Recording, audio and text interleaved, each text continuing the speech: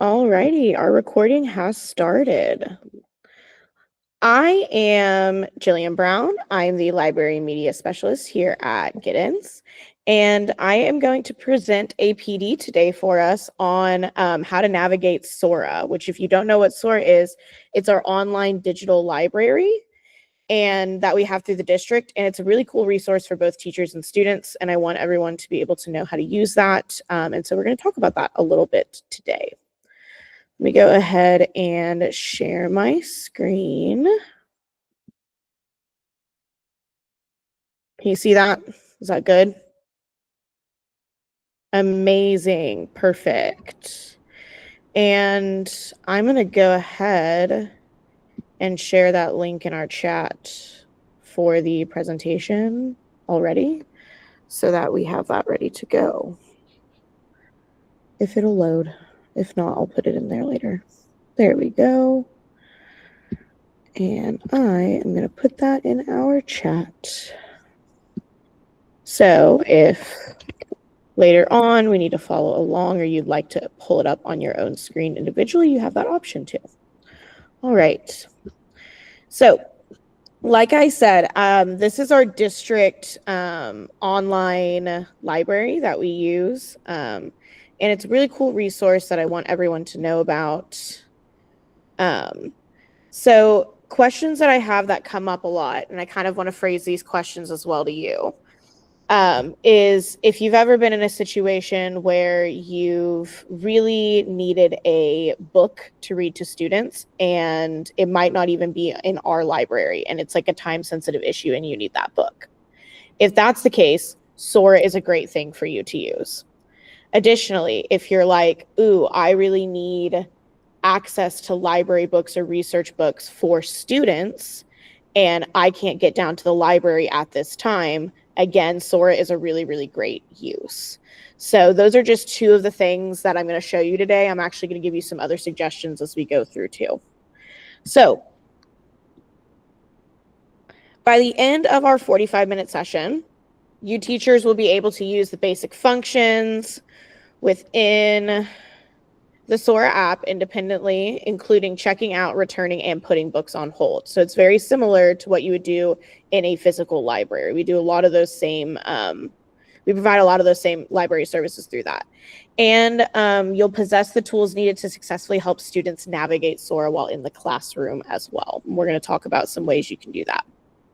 So the first thing, I'm actually going to have you walk through this with me. So I have steps with screenshots that show you how to access Sora if you've never used it before. If you know how to get on Sora, that's great. You can go ahead and get logged on and you're ready for our searching tips.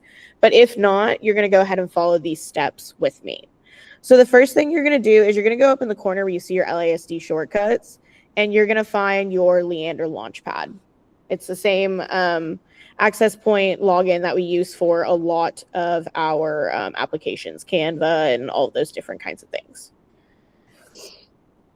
So once you get to Launchpad, you can go ahead and log in as normal. And since it's just you and me, you can give me a thumbs up when you're there and you're ready for the next part.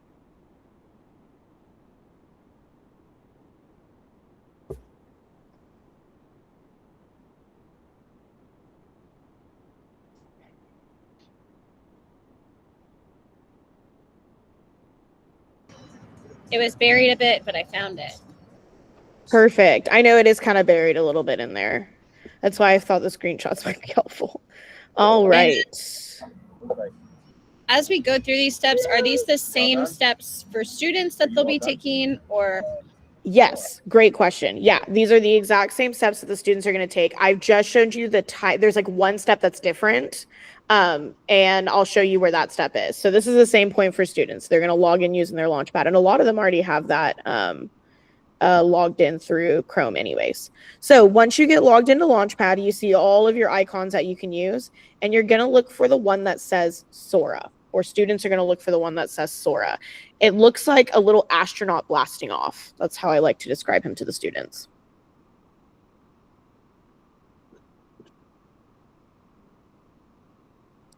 Perfect. And then once you get into Sora, it's going to give you some options, and there's usually one that's going to say directly to Leander ISD for your school.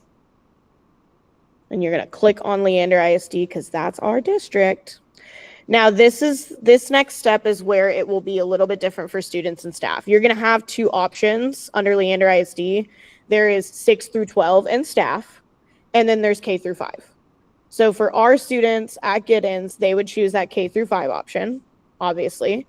But if this was the case for someone working at a middle school or a high school, or since you are a staff member and you want to log in the staff way, you're going to click that one. What it does is it separates out the types of books that are going to be in the collection based on how we divide content between our different grade levels in the physical libraries for the district too. And then it's going to give you a nice big blue button that says sign in using Leander ISD. And again, you want to click that 6 through 12 staff, but students will do K through 5. Perfect. So if your screen looks somewhat like mine, then you are now ready to search for what you want, which is very, very exciting. So the next step that I'm going to talk about, and this is where anyone who already knew how to get logged on, we're picking back up with you again. So ways to utilize Sora. Now that we're here, I want to talk to you. What's the point? What are situations where I might be using this in the class with students? So the first one is checking out books to read aloud to students. It has great recommendations. On that Explore page, it actually has them separated out. So this is newly added books. The same way I might make a physical display in the library, it curates these collections in that same way, which is really fun. And we're going to talk about the Explore page and the searching tips in a second too.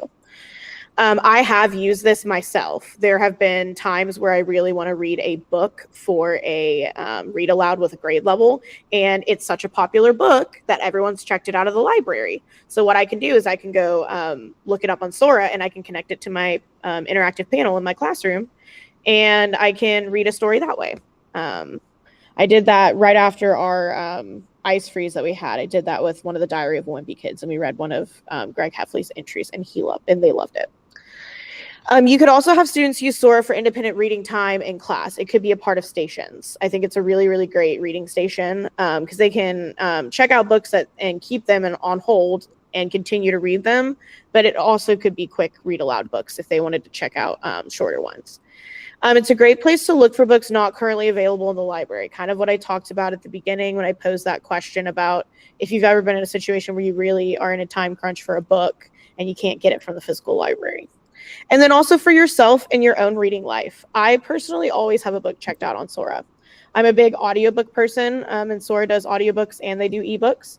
I usually always have something checked out on Sora. And I think it's a good practice too, to show the kids that teachers have a reading life as well, because that's a great way to model that for students. And the 6 through 12 through staff does give you adult recommendation books as well. I've read some really awesome books that are on bestseller lists and on those front tables when you walk into Barnes & Noble, and you can access those through Sora, which is really cool. All right, searching tips.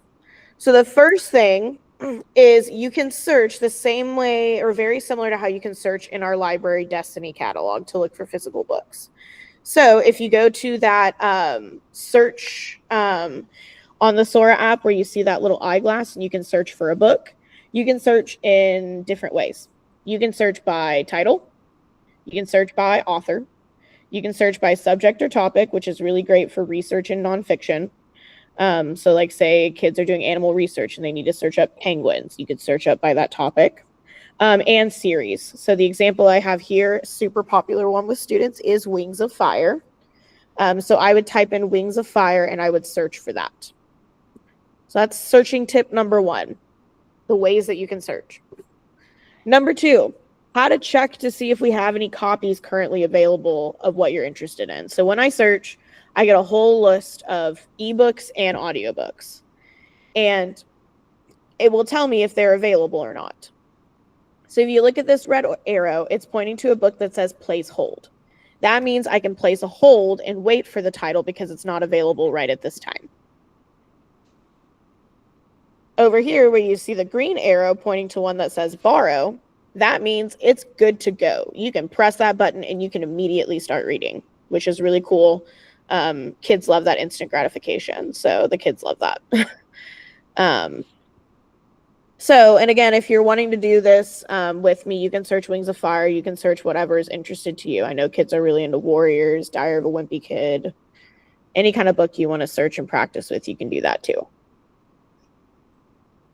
All right. Searching tip number 3.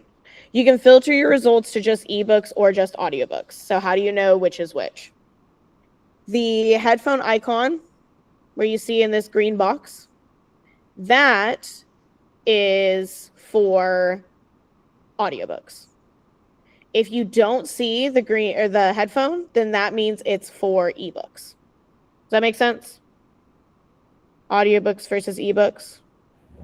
Okay, so not every book is available in both platforms. So some are like print and some are audio. Yes. And so up here, I could filter by just ebooks or just audiobooks if I wanted to. Like if I'm looking specifically for an audiobook, I can click that. I think this is a really important searching tip when you're helping the students because they don't always notice that headphone icon. And then they might check out a ebook thinking that they're going to listen to it or vice versa. So that's just a good rule of thumb to know when you're looking at your search results. Now, with the audiobooks, is it just audio or do they also, is it more like a read aloud of like I can follow along with the words and listen, or is it just one or the other? There are specific books that have both the print text and it's read aloud.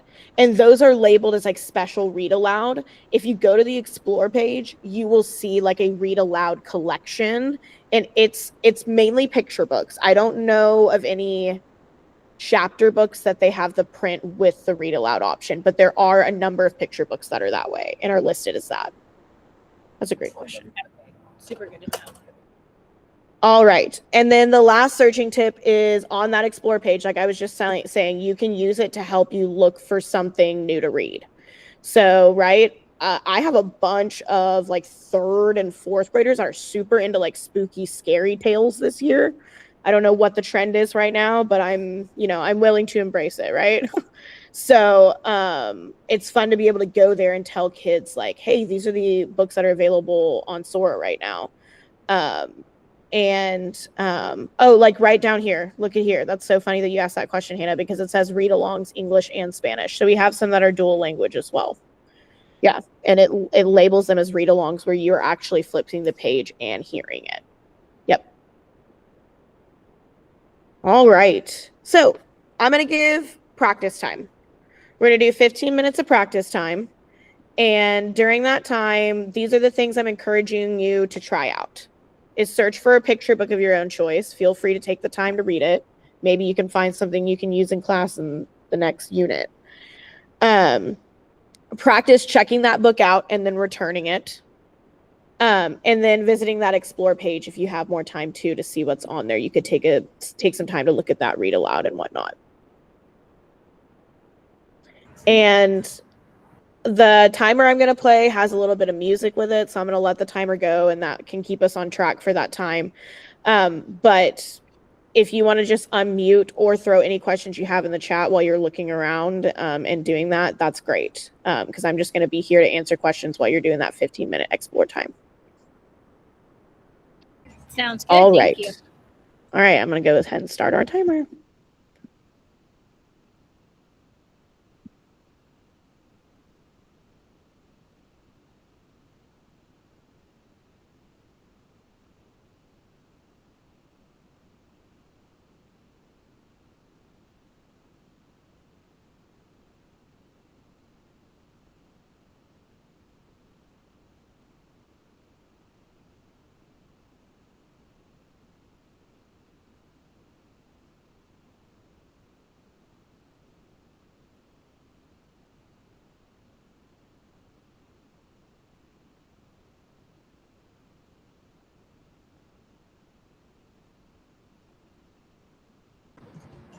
Okay, so I have like two really quick questions.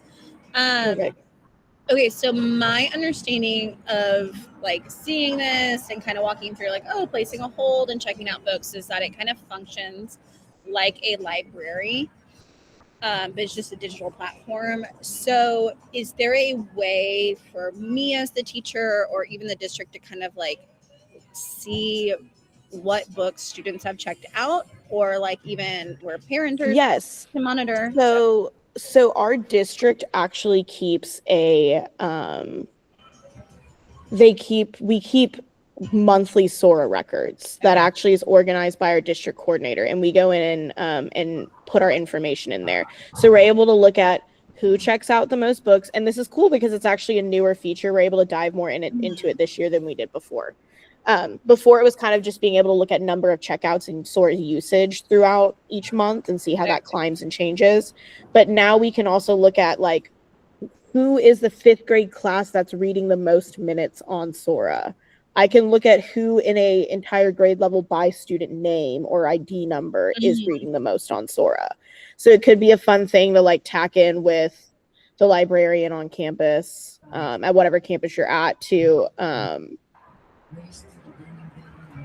be able to create like, but also that you could work with the librarian to get the data if you wanted to do that in your own room too. So that's kind of leads into my next question. So my librarian has access to this. So if a parent had a question about a book that they checked out, because obviously this is a district approved resource, so I know that it's like following the new state code and everything. Um, do students, so I see that there's like the elementary and then there's the secondary. Once they're in that secondary, like, does sixth graders still have the same access as me as a staff member, or is there ways that like we can put in restrictions, like just out of my own curiosity? I don't know. Yes. So my understanding is the 6 through 12 and staff is the same collection, but that is what we worked with Sora to do this year to be in compliance with the Senate bills that came out this year that changed rules on parent restrictions on reading material. And so there is a way now, Sora has created a way for parents to go in and they can block books, and it just says like unavailable to check out for students. And if you're wanting more information on how to give that to teachers or to parents, it is on the district library services website, which at the end of this chat, I can throw the link to that website in there, and it has information on parental controls on Sora, which is very up to date since that was just this year implementation too. Okay. Okay, super helpful. Thank you. Mm-hmm.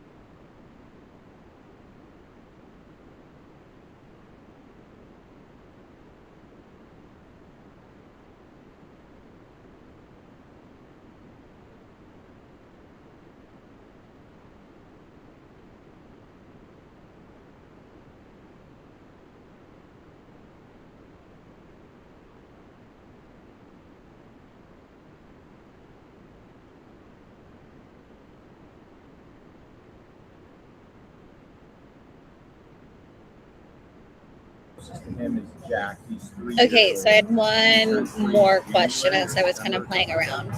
And then Great. Is there a way for me as the teacher to like curate almost like a classroom collection on Sora of like, hey, these are some really great books that like Miss Collins recommends, and I'm grouping these all together for you to kind of look at. Like, not necessarily I can put restrictions on them because I understand that that's maybe like a parent thing that they have access to, but not the teacher. But is there like a way for me to make a collection? So, I don't think that there's a way for you to go in and make your own collections, but the person that makes the collections is our district coordinator, Becky. So in theory, she could make a collection that is pushed out to only a certain group of students. So that would be something that I would have your librarian talk to Becky about, because I think that should be an option, considering I know that Becky curates the lists. Yeah. But I don't know of being able to like independently do it, because like it would be cool if librarians could do that too. Yeah, like a campus one. I didn't even realize that the district was the one who made those collections. Yeah. I thought it was like a Sora preset. Or I could see that being cool for like Read Across America or World Read Aloud Day. Like, I make a list on Sora of those books that are available, and teachers can just check them out and do that as World Read Aloud. That would be a cool thing too. I'm gonna write that down actually. Yeah, I especially love to like you said that now the district can like track all that and kind of see it by like classroom or by teacher or by kid. Like, incorporating that into a lot of the challenges, for lack of a better word, that like they'll do throughout the year in the library. Yeah. So that's really good to Totally. know.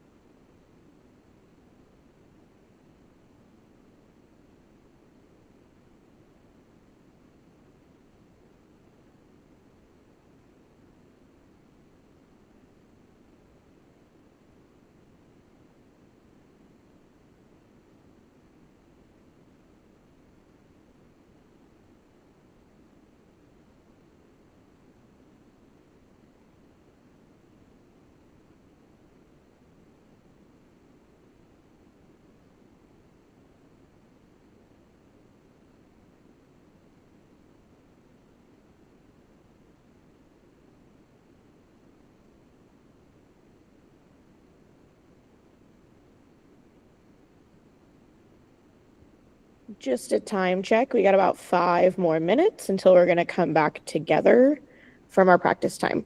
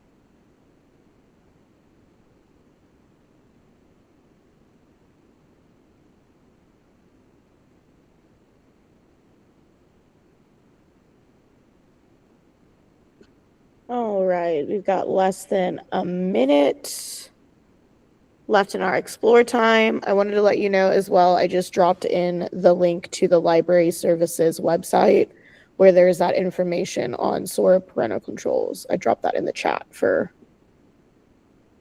your perusal. All right. So after our practice time, really the last thing I have is kind of for us to debrief and think about how we can apply this to our own classrooms and how we can use Sora now that you guys know a little bit how to use it. So I'm going to have you answer a couple questions on a Google form link, and I'm going to go ahead and put that link in our chat. Oh, I see your thing about services link wanting you to request access. I'll figure out the right one. I think I might have sent you the wrong one. I'll fix that. But I just sent you the Google form link. So I'll give you a few minutes to fill that out.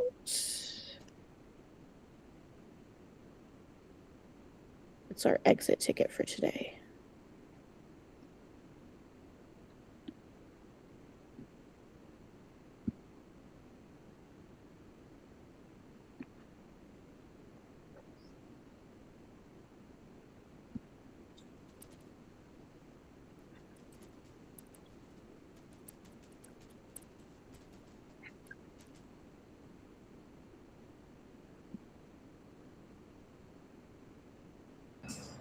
No, I've got you the right link, I think.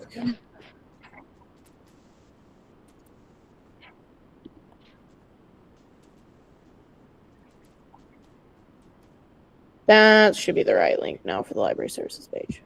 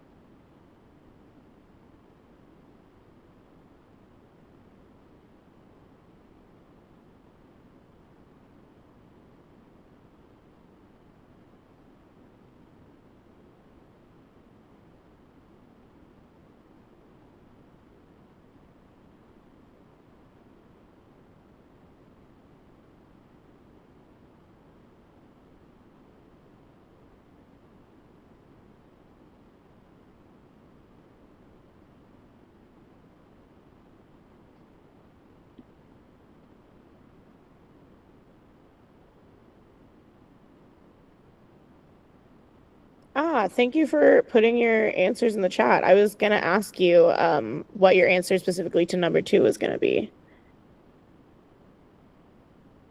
I am wondering how to use this in a book club or using the assignment feature that is available that would allow me to incorporate the use of Sora into instruction.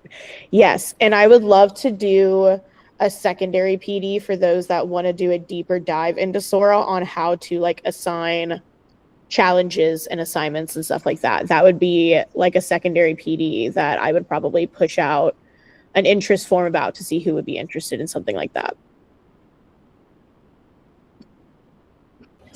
Yeah, as I was playing around, I saw like the assignment feature, and one of my big goals for like this upcoming 9 weeks in my classroom is doing book clubs. But I also know that like not every student can succeed with just print copy of book, like, and work to the best of their ability. Oh, absolutely. Yeah. And so even one of the thoughts too with like the read along books is that even if I have a physical copy, but then they have that book on Sora, then they can kind of close that gap of I can follow on my paper book like everyone else, but then I also have the audio access through Sora, and I don't have to dig anywhere to go find Absolutely. that, which is nice. And it also keeps track for them. Like one of the struggles that I always had when I is how to keep track of where they are, you know, because it's hard for them to keep up with the table or bookmarks fall out all the time. So Sora is also really nice for keeping track of where they are in the book. Just another thing there. Yeah. Well, and then too, like we only really have a limited number of like print copy books, and I'm a little weary about letting my kids walk out the classroom door with them. Yeah. Because I feel like I'm never going to see them again. And then knowing that I can even pair it and be like, hey, like, if you don't finish, there's the audiobook that you can do at home and just take, like, leave the book here, read some of your pages at home through Sora, and then come back and jump back into the book. And you don't fall behind, or it's an easy way for some of those slower readers to kind of get caught up too. Totally. And this would be something else that could be talked to like through your librarian and Becky is like if there's a book that you need more copies of, like how to get more copies downloaded on Sora too. Like if it was a book more kids are going to read. So that's a thing. That's a thing too. That is a potential possibility. That's really good to know, because honestly, I was again thinking about it like a digital library, but I always forget that there's like a limited number of copies that's on there. Yeah, it's still that is one limitation that it still has. Like the library, it's like it's still like you can only check out X amount of copies or whatever. But there's a lot. I feel like I find a lot more copies on Sora than I do like on a shelf in a library of a book. So, alrighty. Well, if you have any more questions, I already threw the chat for this PowerPoint into our chat. So if you need any more additional help, or like I said, contacting about a secondary PD about how to dive even deeper into Sora, I've got my contact information there as well. Yay, thank you. Well, that concludes my presentation. Thank you so much for being a part of our professional development today.